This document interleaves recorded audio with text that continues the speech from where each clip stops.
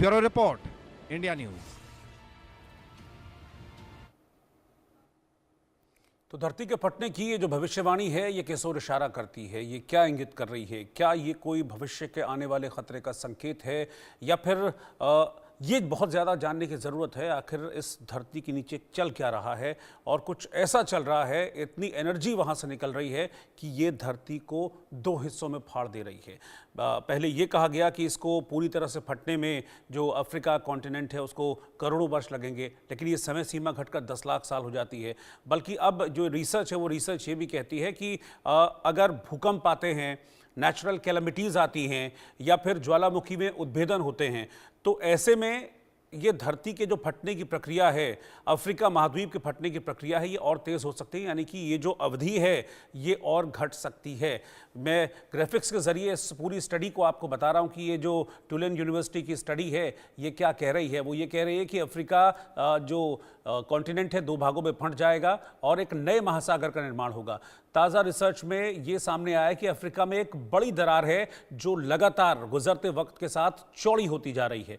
पृथ्वी की सतह के नीचे बड़ी तेज़ रफ्तार के साथ बहुत गहरे बदलाव हो रहे हैं। टेक्टोनिक फोर्स ने उम्मीद से कहीं ज़्यादा रफ्तार पकड़ ली है। यानी कि जिस बात का मैं जिक्र कर रहा था कि पहले ये कहा जा रहा था कि इसको करोड़ों वर्ष लग सकते हैं, लेकिन जिस तरीके से धरती के नीचे की एनर्जी काम कर रही है उसने धरती के फटने की इस प्रोसेस को स्पीड अप कर दिया है। इस बदलाव से एक नए महासागर का निर्माण हो सकता है, ये स्टडी इस ओर इशारा कर रही है। अफ्रीका के फटने से दुनिया में एक नए महासागर का उदय होगा, एक नया महासागर बनेगा। इससे पृथ्वी का नक्शा हमेशा के लिए बदल सकता है। यानी कि जो ये अफ्रीका महाद्वीप का फटना है ये पृथ्वी के नक्शे पर भी प्रभाव डालेगा, पृथ्वी की जो डेमोग्राफी है उस पर भी असर डालेगा। अफ्रीका महाद्वीप में जबरदस्त बदलाव हो रहा है। मोजाम्बिक से लाल सागर तक नए बदलाव के संकेत लगातार मिल रहे हैं। कई भूगर्भ विज्ञानी, जियोलॉजिस्ट जिनको हम कहते हैं, वो लगातार इन चेंजेस को नोटिस कर रहे हैं। इन चेंजेस की क्या वजह है और क्या इन चेंजेस को रोका जा सकता है, इस पर रिसर्च लगातार की जा रही है। पहले अनुमान ये था कि इसमें करोड़ों साल लगेंगे, लेकिन जो बिल्कुल लेटेस्ट स्टडी आई है इसकी वो ये कहती है कि सिर्फ 10 लाख साल में ये बदलाव हो जाएगा। अफ्रीकी सोमाली प्लेटें 0.8 सेंटीमीटर प्रति वर्ष की दर से अलग हो रही हैं। यानी कि हर साल जो प्लेटें हैं वो 0.8 सेंटीमीटर की दर से उनके बीच का जो डिस्टेंस है वो लगातार बढ़ रहा है। यानी कि धरती इस स्पीड से लगातार फट रही है। इस हलचल से पूर्वी अफ्रीका 2 हिस्सों में बंट सकता है। बड़े पैमाने पर दरारों का निर्माण हो रहा है, जिससे जो जमीन है, जो धरती है, भूभाग है, वो कमजोर हो रहा है। इसका सबसे बड़ा उदाहरण इथोपिया का अफार इलाका है। अफार में पहले ही करीब 60 किलोमीटर लंबी दरारें बन चुकी हैं, जैसा कि स्टडी में कहा गया है। ये दरार 10 मीटर की गहराई तक पहुंच चुकी है और यही दरार आगे बढ़कर अफ्रीका को 2 हिस्सों में बांट सकती है। इसके बाद एक दिन नए महासागर का निर्माण होगा।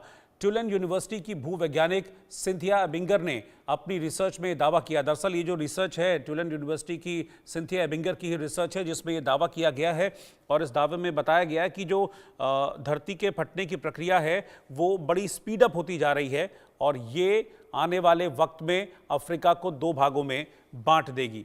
साथ ही इसमें यह भी कहा गया है कि बड़े भूकंप और ज्वालामुखी विस्फोट इस प्रोसेस को, इस प्रक्रिया को स्पीड अप कर सकते हैं। यानी कि ये जो समय सीमा बताई जा रही है ये समय सीमा और कम हो सकती है। यानी कि और कम समय में अफ्रीकन जो कॉन्टिनेंट है वो 2 भागों में बंट सकता है।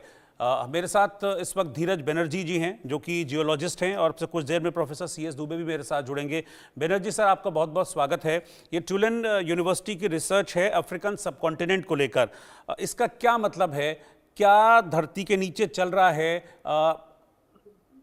क्या इतनी पावर है धरती के नीचे जो चल रही हैं चीज़ें कि वो किसी कॉन्टिनेंट को 2 भागों में बांट सकती है, किसी कॉन्टिनेंट को 2 भागों में तोड़ सकती है, धरती को फाड़ सकती है? हाँ, बिल्कुल हो सकता है, क्योंकि ये जो रिसर्च है काफी दिनों से चल रही है और ये काफी दिनों से ये मामला जो है जियोलॉजिस्ट लोगों के दायरे में आ रही है कि ये वर्टिकल लाइन जो है वो काटती है। जैसे कि इसी तरह से अटलांटिक बना था, अटलांटिक महासागर जो था, अटलांटिक महासागर भी पहले इसी तरह से एक लंबाई में जो है ऊपर नॉर्थ से साउथ पे पूरे अलग हो गया था।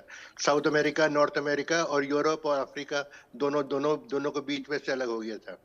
तो ऐसा ही होने की आशंका है, पर इसमें कोई घबराने की बात नहीं है, क्योंकि ये सब जो प्रोसेस है ये बहुत स्लो चलते हैं और इनमें भूकंप वगैरह आते रहेंगे और छोटी छोटी घटनाएं होती रहेंगी, पर ये चलेंगी हजारों और लाखों साल में। तो ये जो अलग होने की बात जो कह रहे हैं, तो ये थ्योरेटिकली सही है, मतलब लिखित रूप में तो सही है, पर प्रैक्टिकली इसको कोई आदमी, हमारे जो रहने वाले आज के हैं, वो कभी नहीं देख पाएंगे उसको। तो ये इसकी वजह क्या होती है? मतलब इस तरह से टूटना, दो टुकड़ों में बढ़ जाना, इसकी वजह क्या होती है सर? ये देखिए, पृथ्वी जो सारी, ये तो आपको पता है कि जितने कॉन्टिनेंट्स हैं, जितने महाद्वीप हैं, ये और जितने भी समुद्र, सब पहले एक साथ एक थे। जो पेंजिया बनाता था पहले, वो बाद में एक के बाद एक आपस में सरकते गए, जिसको एक्सप्लेन करते हैं, जिसको नाम है प्लेट टेक्टोनिक्स। जब प्लेट्स अपनी हटती है अपनी जगह से, तो वो अपनी जगह बनाती है। इसी तरह से ये अफ्रीका वगैरह में, ये अफ्रीकन कॉन्टिनेंट है, इसका एक बड़ा बहुत अफ्रीकन प्लेट मेगा प्लेट है, और यूरोपियन में भी बहुत सारे छोटे प्लेट्स हैं। इन प्लेटों में आपस में जब मूवमेंट होती है, तो उससे वो सरकने लगते हैं। पर ये सरकना जो है कितना, वो 1 सेंटीमीटर, 2 सेंटीमीटर, 3 सेंटीमीटर कई साल में होता है, इससे ज्यादा नहीं होता। तो आप समझिए कि इसको अलग होने में कुछ नहीं होता, कुछ 1 करोड़ साल तो लग ही जाएगा। हाँ, नहीं, मैं उसकी बात नहीं कर रहा हूँ कि हाँ कितना वक्त लगेगा। हालांकि ये जो स्टडी है इसमें ये भी बताया गया कि पहले ये कहा गया था इसमें करोड़ों सालों का वक्त लगेगा, फिर कुछ इस तरह की चेंजेस हुए जिसने इस अवधि को घटा के 10 लाख साल कर दिया। लेकिन साथ ही साथ इसमें यह भी एंडोर्स किया गया है कि भाई नेचुरल कैलेमिटी अगर कोई होती है, या भूकंप फ्रीक्वेंट अगर आते हैं, या ज्वालामुखी में उद्भेदन होते हैं, तो ये प्रक्रिया स्पीडअप हो जाती है ऐसे में।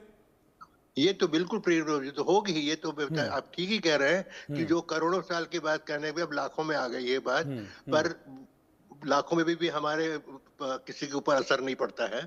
पर ये जो भूकंप वगैरह आने की बात है, वो बिल्कुल सही होगी, क्योंकि मूवमेंट पास थोड़ा सा ज्यादा होगा, तो प्लेट्स के आपस में घर्षण जो बढ़ेगा, तो भूकंप आने के चांसेस ज्यादा होंगे, तो फ्रीक्वेंसी बढ़ती जाएंगी। और देख रहे हैं अभी आजकल फ्रीक्वेंसी बढ़ती जा रही है धीरे धीरे।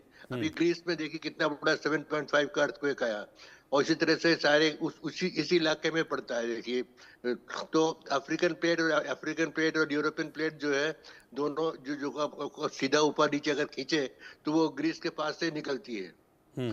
तो उस सब इलाकों में भूकंप तो आएंगे ही, और बाकी खतरे भी हो सकते हैं। कुछ कहीं पर नदियां अगर अपनी जगह से बहना कोर्स चेंज कर दे, या पहाड़ों के ऊपर जो है कुछ इस तरह की कैटास्ट्रोफिक मूवमेंट हो, लैंडस्लाइड्स वगैरह हो, तो ये सब तो होंगी और ये सब बढ़ेगी। पर वो भी जो भी है, सभी हजारों साल के हिसाब से।